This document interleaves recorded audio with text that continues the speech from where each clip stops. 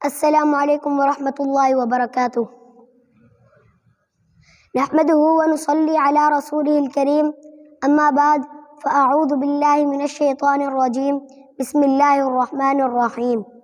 قد افلح المؤمنون الذین هم فی صلاتهم خاشعون والذین هم عن اللغو معرضون والذین هم للزکاة فاعلون والذین هم لفروجهم حافظون۔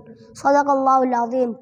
محترم سامعین حضرات، میں نے آپ حضرات کے سامنے سورۃ المؤمنون کی ابتدائی 5 آیتیں مبارکہ کی تلاوت کی ہے۔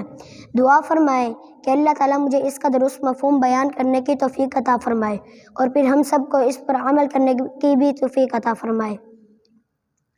حاضرین مجلس، اس دنیا میں کامیاب و کامران ہونے کے معیار الگ الگ ہیں۔ جو جس شعبے سے تعلق رکھتا ہے اس نے اسی اعتبار سے کامیاب ہونے کے معیار بنائے ہوئے ہیں۔ طالب علم کی کامیابی کا معیار ہے امتحان میں اچھے نمبروں سے پاس ہونا ہے۔ ڈاکٹر کی کامیابی یہ ہے کہ اس کی کلینک چلنے لگے۔ وکیل کی کامیابی یہ ہے کہ اس کی وکالت چمکنے لگ جائے۔ اسی طرح ہر شعبے کی کامیابی کا معیار الگ الگ ہے، لیکن یاد رکھیں اللہ تعالیٰ کے ہاں کامیاب وہ نہیں جو اقتدار کی کرسی پر براجمان ہو۔ اللہ تعالیٰ کے ہاں کامیاب وہ نہیں جو عالی شان عمارتوں میں رہتا ہو، بلکہ اللہ تعالیٰ کے ہاں کامیاب وہ ہے جو حی علی الصلاۃ کی صدا پر لبیک کہتا ہو اور جنت میں جانے والے اعمال کرتا ہو۔ قد افلح المؤمنون کہ پکی بات ہے وہ مومن کامیاب ہے۔ کون؟ آگے اس کی نشانیاں بیان فرمایا الذین هم فی صلاتهم خاشعون، کامیاب وہ ہے جو اپنی نماز میں خشوع و خضوع اختیار کرتا ہو۔ والذین هم عن اللغو معرضون، کامیاب وہ ہے جو فضول اور لغو چیزوں سے منہ موڑنے والا ہو۔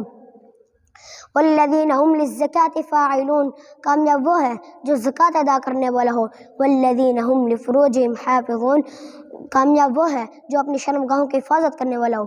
اللہ تعالیٰ کے احکام اور پیارے آقا مدنی کریم صلی اللہ علیہ وآلہ وصحبہ وسلم کے مبارک طریقوں کے مطابق زندگی گزارنے والا ہو۔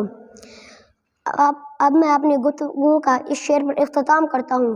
محمد کی غلامی دین حق کی شرط اول ہے، محمد کی غلامی دین حق کی شرط اول ہے، ہو اگر اس میں ناکامی تو سب کچھ نامکمل ہے، وما علینا الا البلاغ المبین۔